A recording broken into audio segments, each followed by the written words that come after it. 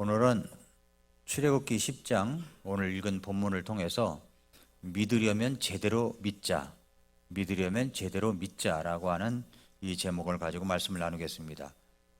출애굽기를 읽다 보면 가장 중요하게 여겨야 할 세 가지가 있습니다. 뭐가 있을까요? 첫째는 유월절, 그리고 두 번째는 율법, 세 번째는 성막입니다. 그렇죠? 유월절 있기까지는 10가지 재앙 이야기를 빼놓을 수가 없습니다. 왜 하나님께서는 10가지 재앙을 내리시면서까지 이스라엘 백성들을 인도하시는 것일까요? 하나님은 능력과 힘이 있으신 분인데 이집트에 그냥 한 방만 때리면 해결될 수 있는 것을 왜 10가지 재앙을 내리면서까지 더디게 하시고 그리고 참으시고 인내하면서 그렇게 인도하신단 말입니까? 왜 그럴까요? 10가지 재앙이 뭐죠? 피, 개구리, 이, 그 다음에 파리, 전염병, 피게이파, 전, 그 다음에 종기가 뭡니까? 종기, 우박, 메뚜기, 흑암, 그리고 장자의 죽음이죠. 피게이파, 전종, 우매, 흑장, 이렇게 10가지로 외우면 됩니다. 하나님은 재앙을 내리실 때 그저 생각나는 대로 오늘은 뭐 이거 내렸다, 그 다음번에는 이거 내렸다, 막 이렇게 생각 없이 이것저것 재앙을 내리신 것이 아닙니다. 이것들은 모두 이집트의 다양한 주요 신들을 상징하는 것들이었습니다. 이렇게 하나님은 10가지 재앙을 이집트에 이제 내리시게 된 겁니다. 그렇다면 먼저 하나님은 이스라엘 백성들에게 단번에 한 방으로 이집트를 무너뜨리고 이스라엘 백성들을 나오게 할 수 있었는데도 불구하고 기다리시며 참으시며 10가지 재앙을 내리시면서까지 뜸을 들이시는 이유가 무엇 때문일까요? 먼저 첫 번째로는 이집트와 확실하게 결별시키기 위함입니다. 결별시키는 거죠. 이스라엘 백성들이 그냥 순조롭게 나왔으면 이집트 사람들이 계속 이스라엘을 건드릴 수도 있었습니다. 그런데 10가지 재앙으로 장제까지 죽고 홍해에서 군사들이 완전히 수장되어 멸절이 되니까 이집트가 감히 이스라엘을 건드릴 생각을 못한 겁니다. 그 다음에 두 번째 이유는 이스라엘이 하나님의 선택된 백성인 것을 확신 있게 하기 위해서입니다. 이스라엘 백성들은 정말 힘들게 이집트를 탈출하게 되었습니다.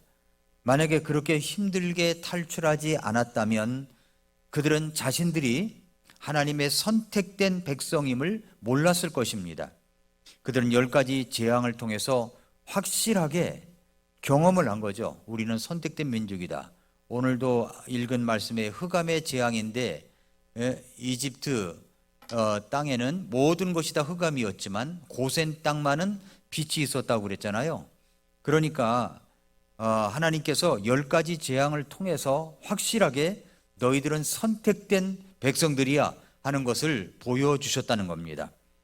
하나님께서 파리를 보내셨을 때 파리들의 센서가 이렇게 달려가지고 이집트에는 바글바글한데 이스라엘 지역에는 한 마리도 없었습니다.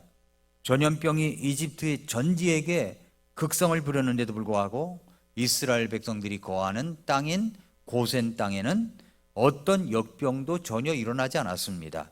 마지막 재앙, 이 장자의 죽음의 재앙도 이스라엘 백성들에게는 하나님의 말씀하신 대로 어린 양의 피를 취해가지고 문인방 좌우 설주에 뿌렸을 때 이스라엘 백성들은 장자가 살아났지만 그러나 이집트 백성들의 장자는 다 죽었습니다. 그러니까 하나님께서는 이스라엘 백성들 너희는 하나님께 선택된 민족이다. 이것을 확실하게 10가지 재앙을 통해서 보여주신 것입니다. 그 다음에 세 번째는 뭐냐면 영어로 얘기하면 if와 if not의 본보기를 제시하시기 위함이었다라고 하는 겁니다. 성경을 공부하면 만약에 너희들이 이렇게 하면 if죠. 만약에 너희들이 이렇게 하지 아니하면 그건 if not입니다. 그런데 출애굽 이후에 그 유명한 신명기 사관이라고 합니다. 신명기 사관이 등장합니다. 그러니까 신명기의 관점인데 만약에 너희가 이렇게 하면 할 때 이건 if죠.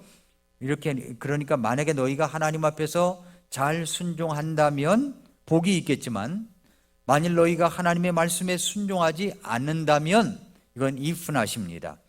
재앙이 있을 것이다 이 이야기입니다. 하나님 앞에서 거역하고 불순종하고 버티는 것은 if not에 해당되고 순종하는 것은 if, 그러니까 우리가 순종하는 것에 해당된다는 겁니다. 이집트의 10가지 재앙은 아주 기막힌 샘플이었습니다. 이 재앙을 통해서 하나님께서는 이스라엘 백성들에게 가르쳐 주시고자 한 것은 만약에 너희들이 가나안 땅에 들어가서도 하나님께 순종한다면 이집트에 내렸던 재앙이 하나도 내리지 않을 것이다. 그러나 너희들이 만약에 순종하지 않는다면 이집트에 내려졌던 재앙이 아주 실감나게 생생하게 너희들에게 내려질 것이다. 이것을 보여주신 것입니다. 그러니까 10가지 재앙을 통해서 보여주신 거죠. 그래서 출애굽기 15장 26절에 이렇게 말씀하시고 있습니다. 이르시되 네가 주 네 하나님의 음성에 부지런히 귀를 기울이고 그가 보기에 옳은 것을 행하며 그의 명령들을 귀담아 듣고 그의 모든 법규를 지키면 내가 이집트 사람들에게 내린 이 질병들 중 하나도 네 위에 두지 아니하리니 나는 너를 치유하는 주니라 하시니라. 지키면 이집트 사람들에게 내린 이 질병 중 하나라도 내리지 않겠다. 그 말씀을 하신 겁니다. 이제 신명기 28장 한번 열어보세요. 28장에서도 주님은 if의 순종의 복과 if not의 불순종의 저주에 대해서 말씀하시고 있습니다.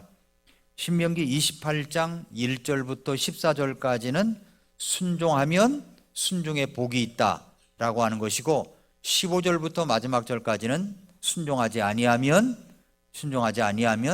이집트에 내려졌던 재앙들이 내려질 것이다. 이 이야기를 쓰고 있는 겁니다. 28장 1, 2절에 보니까 네가 주 네 하나님의 음성에 부지런히 귀를 기울여 내가 이날 네게 명령하는 그분의 모든 명령들을 지키고 행하면 주 네 하나님께서 땅의 모든 민족들 위로 너를 높이 세우시리라.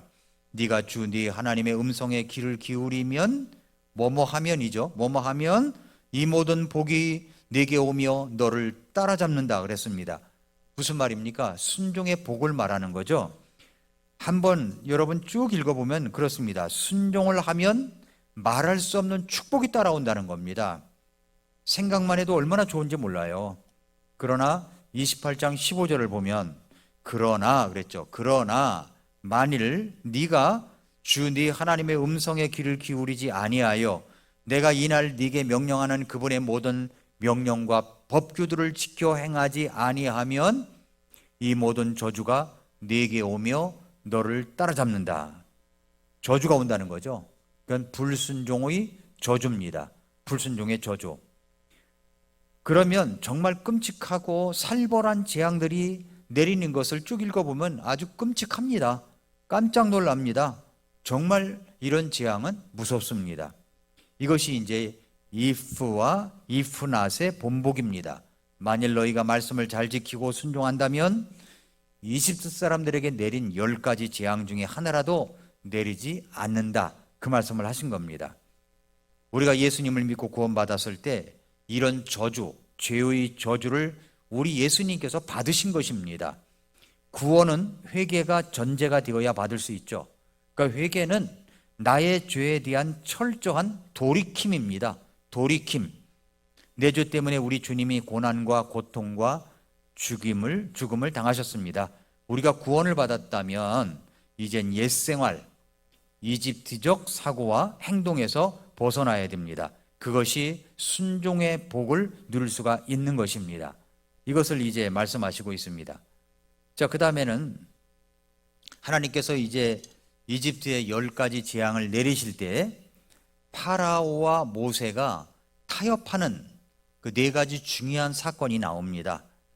이것이 이제 오늘날 우리가 신앙생활 하는 것에 비추어 봐가지고 그 네 가지 타협하고 있는 사람들이 있음을 시사해 주고 있는 그런 말씀입니다. 자, 이제 10가지 재앙이 내리니까 이제 내리던 도중에 파라오가 모세를 불러가지고 이야기합니다. 먼저 이 땅에서 예배를 하라는 거예요. 이 땅이 어디입니까? 이집트 땅이죠.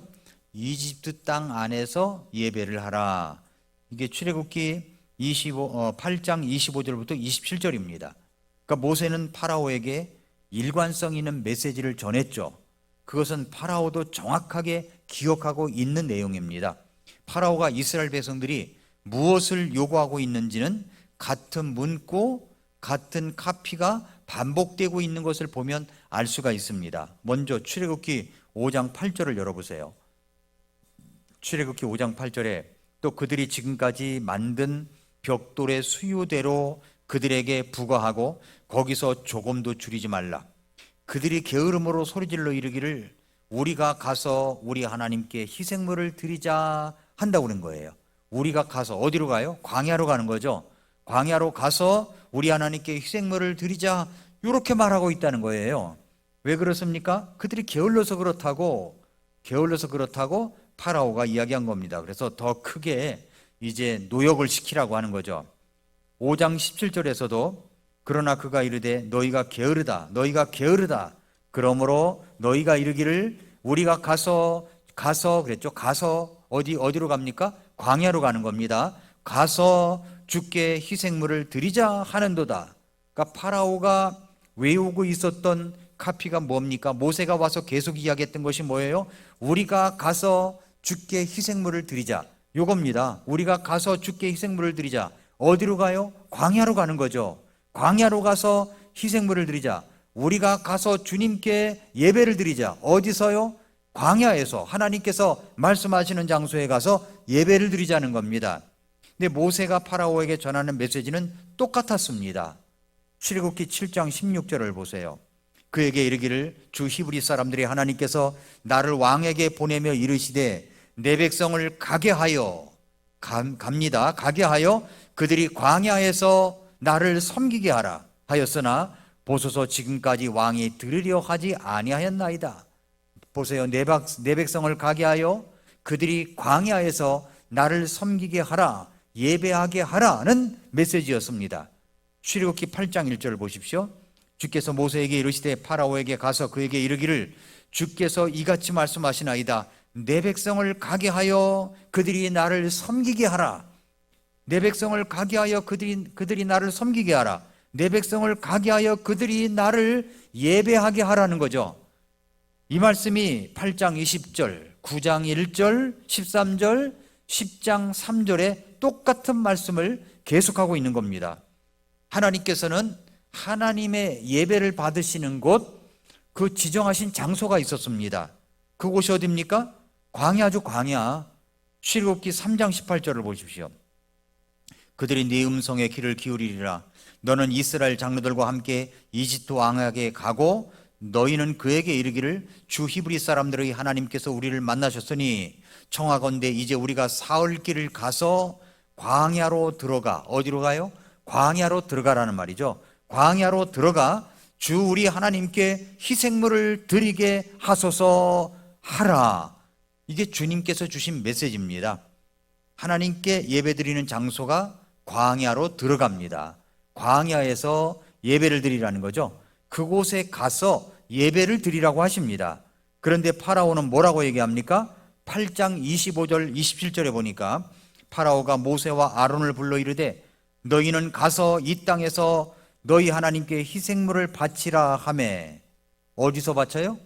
이 땅이라고 그러잖아요. 이 땅. 가서가 아니라, 광야에서가 아니라 이 땅입니다.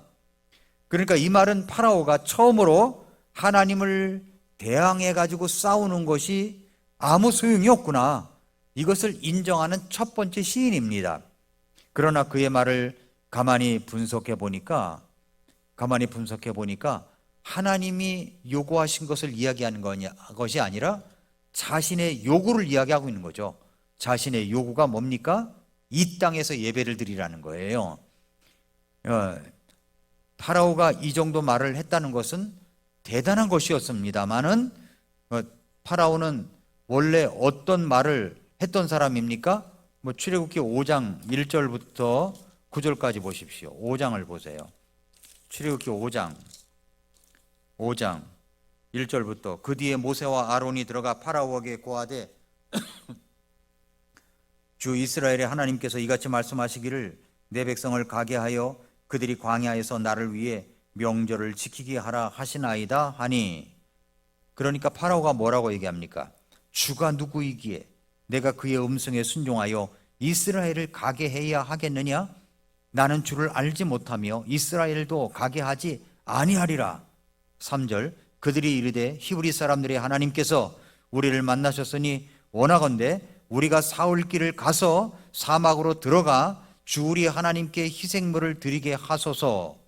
그분께서 역병이나 칼로 우리를 덮치실까 염려하나이다. 그랬더니 4절 파라오가 한 말을 들어보세요. 이집트 왕이 그들에게 이르되 모세와 아론아 너희가 어찌하여 백성이 그들의 일을 하지 못하게 하느냐? 가서 너희 짐이나 지라. 또 파라오가 이르되 보라 이제 이 땅에 백성이 많은데 너희가 그들의 짐에서 벗어나게 하여 쉬게 하는도다 하니라. 파라오가 바로 그날 백성의 작업 감독들과 그들의 직무 수행자들에게 명령하여 이르되 너희는 이전과 같이 벽돌을 만드는 데 필요한 집을 백성에게 더 이상 주지 말고 그들이 가서 스스로 집을 거두게 하며 또 그들이 지금까지 만든 벽돌의 수요대로 그들에게 부과하고 거기서 조금도 줄이지 말라. 그들이 게으름으로 소리질러 이르기를 우리가 가서 우리 하나님께 희생물을 드리자 하니 그 사람들에게 더 많은 일을 주어 그들이 그 일로 수고하게 하고 헛된 말에 주의를 기울이지 못하게 할지니라 하였더라. 제가 이거 5장 1절부터 9절까지 읽은 것은 파라오가 어떤 사람인가를 보자는 겁니다. 그래서 하나님은 이제 광야로 가서 예배를 드리라고 말씀했는데 지금 이 파라오가 뭐라고 말을 하냐면은 이 땅에서 너희 하나님께 희생물을 바치라, 하나님께 예배를 하라, 이건 같아요. 여기까지 진전한 것도 굉장한 진전입니다. 그런데 장소가 틀렸습니다. 이 파라오는 어디에서 하라고 합니까? 이 땅에서 하라고 있는 거죠. 이 땅. 파라오는 하나님께서 지정하신 곳이 아니라 자신이 지정하는 곳에서 예배를 드리라고 이야기합니다. 우리가 여기서 알아야 될 것이 있어요. 그것은 이집트는 뭘 의미하냐 하면 세상을 의미하는 겁니다. 세상. 그렇다면 지금 상황에서 파라오는 무엇을 상징하고 있는 것입니까? 마귀사탄이죠.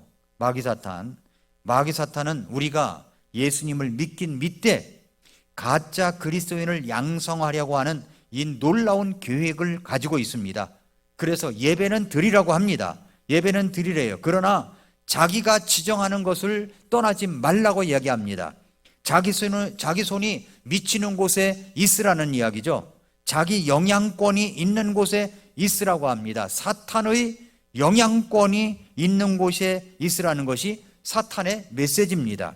사탄이 언제든지 부르면 다시 올 수 있는 곳, 자기가 정하여 준 그 땅에서만 예배를 해야 된다 이거죠. 이것은 아주 교묘한 타협안입니다. 파라오는 지금 이스라엘 백성들을 아주 없애버릴 계획을 갖고 있습니다. 그것은 이 땅에서, 이집트 땅 안에서 예배를 하고 희생물을 드리게 하면 어떤 일이 벌어져요? 이스라엘 백성들이 소를 잡고 양을 잡을 거 아닙니까? 희생물을 드리려면 소를 잡아야 됩니다. 희생물을 드리려면 양을 잡아야 돼요. 그런데 그 당시 이집트 사람들은 황소의 신 아피스를 섬기고 있었어요. 그 소를 잡았다고 생각해 보세요. 신을 죽였다는 거 아닙니까? 이집트 사람들이 그냥 두겠어요? 이집트의 신 소를 죽여서 희생물을 드리는 모습을 이집트 사람들이 보면 이집트 사람들이 이스라엘 백성들을 가만히 두지 않을 것입니다. 더군다나 지금 이스라엘 백성들의 상황은 노예예요. 똑같은 동등한 그런 백성 대 백성이 아니라 노예입니다. 노예. 이집트 사람들이 그 성난 모습이 이스라엘 백성들을 죽일 것이라는 계산을 파라오가 하고 있었던 것으로 우리는 생각해 볼 수가 있습니다. 여러분, 마귀가 우리에게 요구하고 있는 것도 똑같습니다. 마귀는 우리들에게 예배를 드리긴 드리되 자기가 지정하는 곳을 떠나지 말라고 합니다. 세상 문화의 영향권 아래 있는 곳에서 떠나지 말고 있으라고 이야기합니다. 예배를 드리다가 세상 문화가 부르면 언제든지 달려갈 수 있는 곳, 그런 곳에서 예배를 하라는 거죠. 실제적으로 지금 그런 사람들이 얼마나 많습니까? 예배는 드립니다. 그러나 예배를 마치고 나면 어디로 달려갑니까? 세상 문화로 달려가는 거예요. 그리스도인의 향기라고는 전혀 나지 않는 모습으로 살아갑니다. 그것은 마귀에게 속고 있는 겁니다. 하나님은 분명 예수님을 통해서 구원받은 그리스도인이라면 세상과 철저한 분리를 요구하고 계십니다. 이스라엘 백성들이 이집트를 떠나야 했듯이 우리가 구원을 받았을 때는 세상 문화와 떠나야 된다는 이야기입니다. 세상과 떠나야 된다는 거죠. 분리가 되고 구별을 할 줄 알아야 된다는 겁니다. 예수님께서 요한복음 17장에서 우리들을 위하여 기도한 내용을 기억해야 됩니다. 여러분, 요한복음 17장 14절을 한번 열어보십시오. 요한복음 17장 14절부터 16절. 요한복음 17장 14절부터 16절에 보니까 내가 아버지의 말씀을 그들에게 주매 세상이 그들을 미워하였으니 이는 내가 세상에 속하지 아니한 것 같이 그들도 세상에 속하지 아니하기 때문이니이다.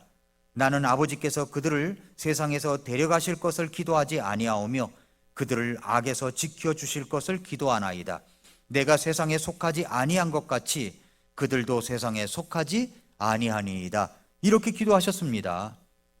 야고보서 4장 4절에 뭐라고 그랬습니까? 너희 간음하는 남자들과 간음하는 여자들아, 세상과 친구가 되는 것이 하나님과 원수 되는 것인 줄 너희가 알지 못하느냐? 그러므로 누구든지 세상의 친구가 되려는 자는 하나님의 원수라고 그랬습니다. 사탄은 성도들이 세상과 교회를 혼합하는 것을 좋아합니다. 교회 문화도 똑같은 거예요. 교회 문화도 세상 음악과 교회 음악이 혼합되는 걸 좋아하는 겁니다. 복장도 똑같아요. 세상 복장과 교회 복장이 혼합되는 것을 좋아하는 겁니다. 그런 면에서 보면은 이 사탄이 지금 얼마나 많은 성공을 거두고 있는지 이루 말할 수가 없습니다. 우리는 우리 자신을 살펴봐야 됩니다. 혹시 마귀가 제시하는 타협안을 받아들이고 그저 예배만 드리고 있는 것은 아니냐는 겁니다. 그것이 마귀가 노리는 것입니다. 파라오가 결국은 그렇게 하여 이스라엘 백성들을 말살하려고 하였듯이 마귀는 저와 여러분을 말살시키려고 하고 있습니다. 그리스도인으로서 살지 못하고 그런 모습을 나타내지 못하도록, 그리스도인의 모습을 나타내지 못하도록 막고 있는 것입니다. 그렇다면 우리는 누구의 말을 듣고 있습니까? 이런 제안의 모세는 어떻게 이야기합니까? 출애굽기 8장 26절 27절 보십시오. 다시 출애굽기 8장 26절 27절. 출애굽기 8장 26절 27절. 모세가 이르되 그리함은 합당하지 아니하니이다. 우리가 이집트 사람들이 가증히 여기는 것을 주리 하나님께 희생물로 바칠 터인데 보소서, 우리가 이집트 사람들 눈앞에서 그들이 가증히 여기는 것을 희생물로 바치면 그들이 우리를 돌로 치지 아니하리이까? 우리가 사흘 길을 가서 광야로 들어가 주리 하나님께서 우리에게 명령하시는 대로 그분께 희생물을 바치려 하나이다. 절대로 타협하지 않죠. 모세는 내다보는 통찰력이 있었습니다. 그러니까 지도자는 이런 통찰력이 있어야 된다는 거죠. 단호하게 거절했습니다. 우리는 어떻습니까? 저와 여러분은 하나님께서 세상을 떠나 예배를 드리라고 하시는데도 불구하고 그렇게 하고 있느냐는 거죠. 혹시 마귀가 제시한 타협안이 좋다고 받아들이고 있는 것은 아닌지를 봐야 됩니다. 세상 즐기고 주일날이면 예배당에 와서 예배를 드리고 세상은 세상대로 즐기고 주일날이면 예배 드리고 이런 생활이 아니냐, 이것을 아주 단호하게, 이런 것들은 단호하게 노라고 할 줄 아는 그리스도인이 되어야 된다는 것입니다. 그 다음에 이제 두 번째 타협안이 있습니다. 두 번째 타협안은 뭐냐면은 너무 멀리는 가지 말아라 하는 겁니다. 8장 28절 보세요. 우리가 사흘 길로 가서 광야에서 예배를 드려야 된다고 하니까 27절에 8장 27절에 그러니까 8장 28절에 파라오가 두 번째 타협안을 이야기합니다. 파라오가 이르되 내가 너희를 가게 하여 너희가 광야에서 주 너희 하나님께 희생물을 바치게 하리라. 다만 너희는 너무 멀리 가지는 말라. 나를 위해 간구하라. 가긴 가되 어떻게 가라는 겁니까? 멀리는 가지 말라는 거예요. 멀리는 가지 말라. 주 너희 하나님께 멀리는 가지 말라. 멀리는 가지 말라. 그러니까 가게 한다는 거죠. 가게 한다는 거죠. 이게 웬일입니까? 허락하는 것처럼 보이는 겁니다. 가게 할게. 그 다음 말을 숨을 죽이며 우리가 들을 수 있어야 돼요. 너무 멀리는 가지 말라. 이 말은 마귀가 유혹할 때 가장 즐겨 쓰는 멘트입니다. 이 멘트가 가장 성공을 거두고 있어요. 너무 멀리는 가지 말라. 이 말이 무슨 말입니까? 예수님을 믿긴 믿는데 교회 예배는 나가긴 나가는데 너무 그렇게 깊게 믿지는 말라는 거예요. 깊게. 뭐 이렇게 수요일날 저녁까지 열심히 나가냐. 그저 주일날 한 번이면 됐지. 그렇게 뭐 자주 나가느냐. 그 말입니다. 너무 열정적으로 믿지 말라는 겁니다. 여러분의 모든 생애를 전부 다 드리지 말라는 겁니다. 여러분의 친구들 모임까지 빼먹어가면서 예배는 가지 말라는 거예요. 너무 멀리는 가지 말라는 겁니다. 너무 깊게는 믿지 말라는 말입니다. 세상과 너무 등지지는 말고 그리고 유난 떨지 말고 믿음 생활 하라는 말입니다. 생각해 보십시오. 우리가 예수님을 믿고 구원을 받았다면 이제 우리는 어디를 향하여 가고 있습니까? 바로 우리들의 본향 천국입니다. 하나님의 왕국이죠. 우리의 시민권은 어디에 있습니까? 하늘에 있습니다. 우리는 어디에 속한 사람들입니까? 하늘에 속한 사람들이에요. 골로새서 3장 1절에 그러므로 너희가 그리스도와 함께 일으켜졌거든 위에 있는 그것들을 추구하라. 거기에는 그리스도께서 하나님 오른편에 앉아 계시느니라. 그러니까 우리는 위의 것을 추구하며 살아가는 사람들입니다. 우리는 하늘에 속한 사람들입니다. 그런데 이 세상에 미련을 두고 너무 깊게는 믿지 않는다는 말이 좀 이상하지 않습니까? 히브리서 3장 1절에서도 그러므로 거룩한 형제들 곧 하늘의 부르심에 참여한 자들아 우리의 신앙 고백의 사도시며 대제사장이신 그리스도 예수님을 깊이 생각하라고 그랬습니다. 우리를 향하여 거룩한 형제들이라고 그랬어요. 거룩한 형제들. 그러므로 거룩한 형제들 그랬어요. 하늘의 부르심을 참여한 자들아. 그러면서 그렇다면 우리가 깊게 믿는 것이 당연한 거 아닙니까? 왜 멀리는 가지 말라고 하는 거죠?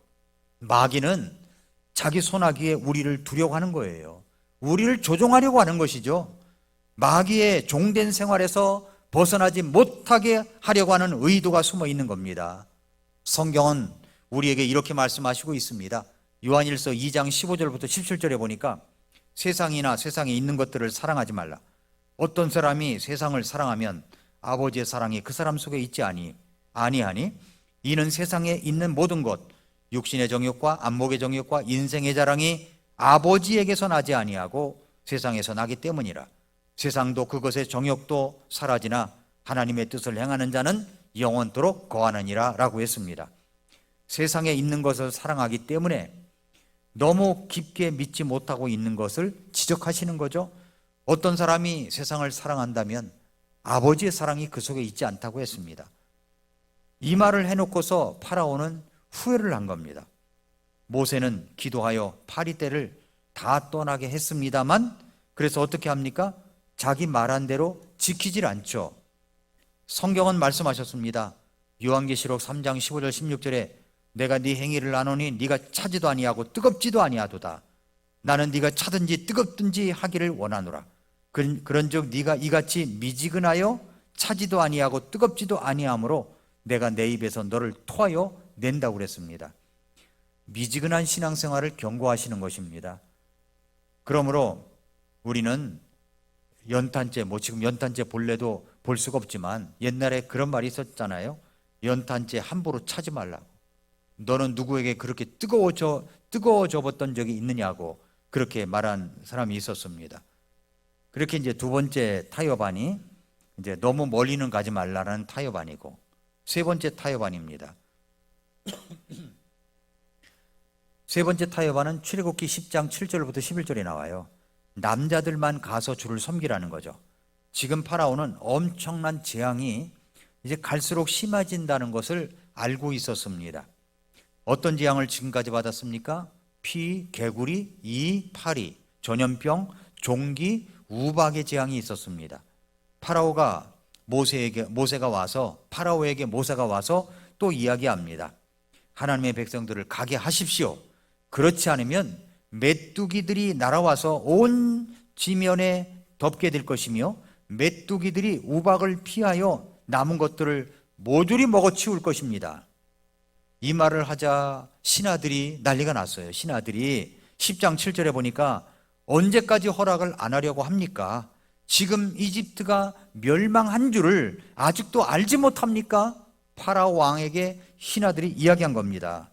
그래서 파라오는 모세를 불러 이야기합니다. 8절, 모세와 아론을 파라오에게 다시 데려오매 그가 그들에게 이르되 가서 주 너희 하나님을 섬기라. 얼마나 멋진 말이에요. 가서 예배해라. 그런데 갈 자들이 누구냐? 이렇게 묻습니다. 갈 자들이 누구냐? 알면서도 묻는 거예요? 이렇게 묻는 것이 좀 우습지 않습니까? 알면서 묻는 거예요. 알면서. 그런데 10장 9절에 모세가 이르되 우리가 반드시 주를 위해 명절을 지켜야 하므로 우리가 가되 우리의 젊은이들과 늙은이들과 그리고 아들 딸들과 양떼와 소떼와 함께 가겠나이다. 이렇게 이야기를 했습니다. 그러자 파라오가 또 뭐라고 얘기합니까? 11절, 그리할 수는 없나니 이제 너희 남자들만 가서 주를 섬기라. 그것을 너희가 구하였느니라 하니라. 이에 그들이 파라오의 얼굴 앞에서 쫓겨났다 그랬습니다. 다 간다고 하였는데 남자들만 가라는 거예요. 남자들만. 그러니까 가족들은 남겨놓고 가라는 것입니다. 아내와 자식들은 남겨놓고 가라는 거죠. 이것은 파라오의 음흉한 계략입니다. 그래서 결국은 처와 자식을 놓고 간 거로 연민의 정을 느껴서 그들이 다시 이집트로 돌아오게 하려는 속셈이었던 것입니다. 생각해 보십시오. 처와 자식이 이집트에 있는데 어떻게 이집트와 결별을 하고 광야로 가고 가나안 땅으로 갈 수가 있단 말입니까? 하나님께서는 지금 가나안 땅, 축복의 땅을 이스라엘 백성들에게 주시려고 하는데 남자만 가서 거기서 축복의 땅을 누릴 수가 있단 말입니까? 마귀 사탄은 이렇게 우리에게 제안을 하는 겁니다. 야, 믿으려면 너나 믿어, 너나. 가족들은 권하지 마, 그 말이에요. 가족들은 권하지 말라는 거죠. 너의 아내와 자식들은, 부모들은 믿으라고 강요하지 말라는 겁니다. 그건 개인적인 문제니까 간섭하지 말라는 거죠. 자식들이 신앙을 갖는 것이 뭐가 그리 중요하느냐고 말을 합니다. 여러분의 배우자가 신앙을 갖는 것이 뭐가 그렇게 중요하냐고 말을 합니다. 종교의 자유니까 내버려 두라는 거예요. 그들은 그들 나름대로의 삶을 살도록 하고 그들의 삶을 존중해 주라고 아주 그럴듯하게 그렇게 타협안을 이야기합니다. 아니, 하나님이 주시는 땅, 가나안 땅에서 복을 누리기 위해서 그들을 출애굽시키려고 하시는데 그 좋은 땅에 나 혼자 가겠다고요? 그게 말이 됩니까? 우리가 오늘 밤 이 세상을 떠난다면 천국에 갈 수 있는 분명한 확신을 가지고 있습니다. 그렇다면 그 놀라운 천국에, 하나님의 왕국에 배우자와 자식들은 내버려 두고 혼자만 가시겠습니까? 여러분의 부모님은 그대로 이 세상에 파묻혀 살다가 주님 말씀대로 심판을 받아서 지옥에 가든 말든 여러분 혼자 천국에 가겠다고 하는 발상이, 이게 무슨 발상입니까? 누구 발상이에요? 그거는 사탄의 발상입니다. 마귀적 발상이라고요. 그런 제안을 지금 파라오가 하고 있는 겁니다. 마귀 사탄이 우리를 향하여 하고 있는 겁니다. 그렇게 믿음 생활을 하라는 거죠. 자녀들에게 뭐 그렇게 신앙 훈련을 시키느냐. 자식들이 예수님을 믿든 말든 상관하지 말고 너나 잘 믿으라는 거죠. 너나. 자녀들은 이 세상의 영향을 받아 어떻게 살아가든 상관하지 말라고 하는 생각은 하나님이 주신 생각이 아닙니다. 그건 마귀적 생각이라는 거죠. 여러분의 자녀들은 그냥 이집트에 두시겠습니까? 여러분의 배우자는 그냥 이집트에 남으라고만 하고 혼자 가시겠습니까? 이게 말이 되는 얘기냐는 거죠. 그럴 수 없다는 겁니다. 네 번째, 이제 마지막 타협안입니다.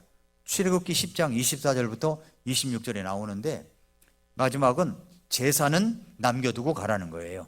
제사는 남겨놓고 가라. 파라오는 이제 마지막 한 가지 재앙만 남겨놓고 9가지 재앙을 받았습니다. 이제 이집트는 완전히 멸망 직전이었습니다. 피, 개구리, 이, 파리, 종기, 전염병, 종기, 우박, 메뚜기 3일간의 흑암의 재앙까지 받은 상태예요. 이제 파라오는 다시 모세와 아론을 부릅니다. 그리고 이렇게 말을 합니다. 출애굽기 10장 24절에서 파라오가 모세를 불러 이르되 너희는 가서 주를 섬기되, 여기까지는 좋아요.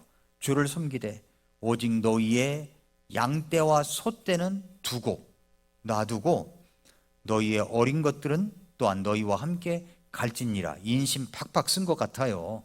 그런데 뭐는 남겨두고 가라고요?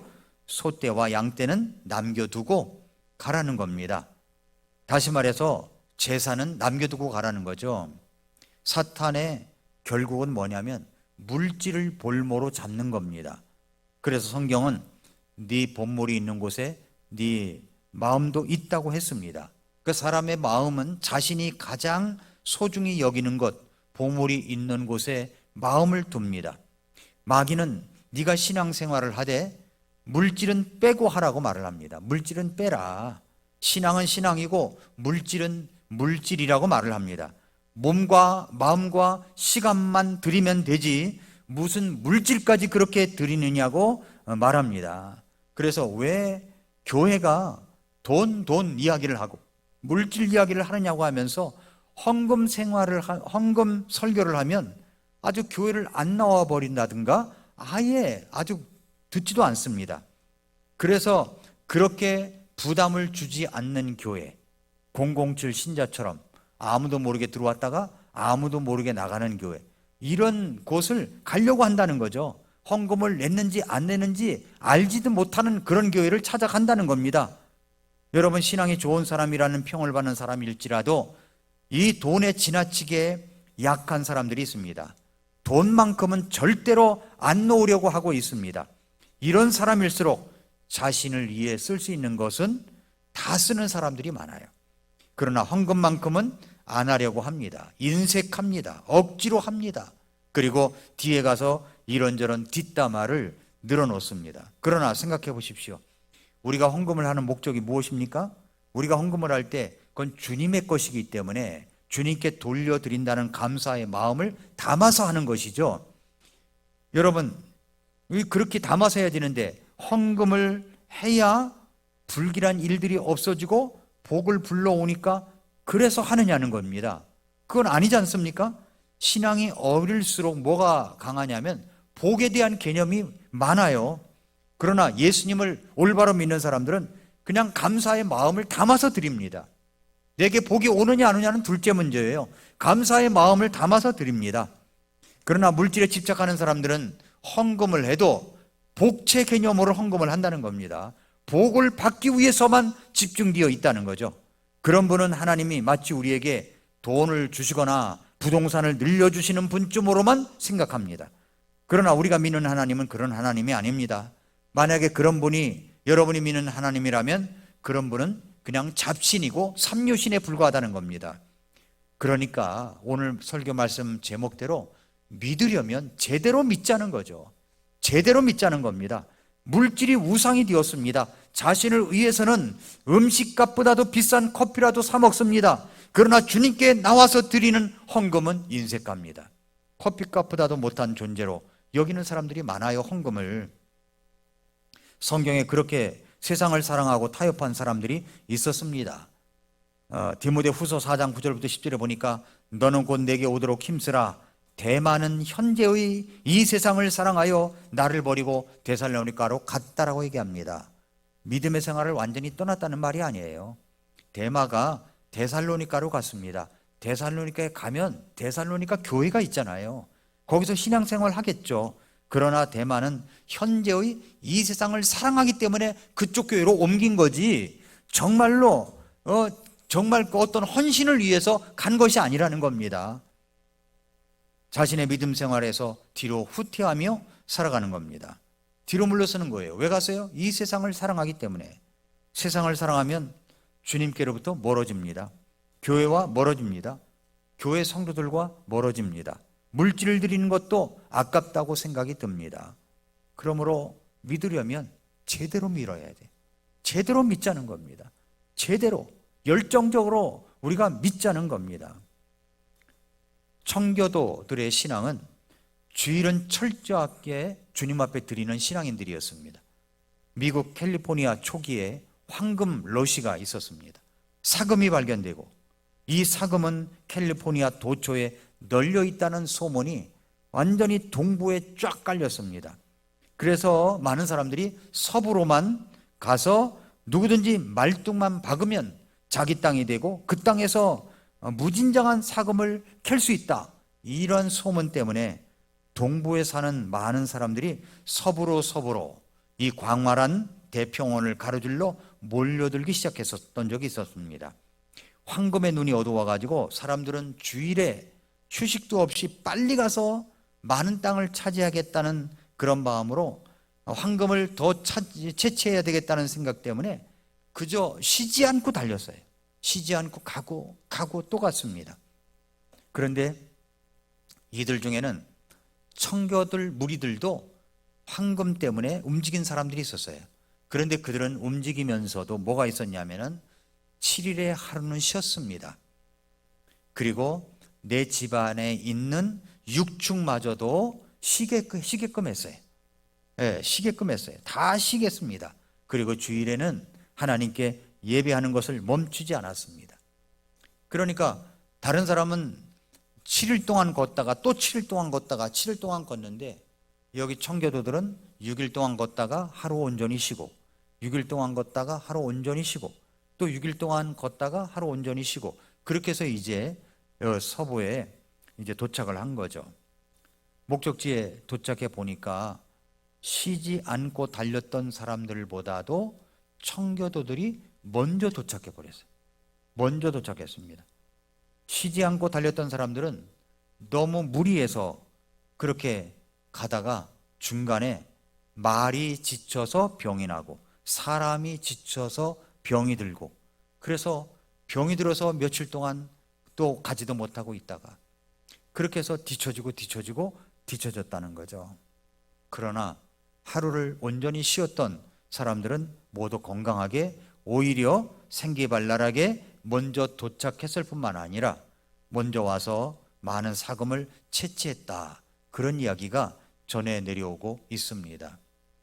그러니까 우리가 어떤 일에서든지 믿으려면 제대로 믿자는 겁니다.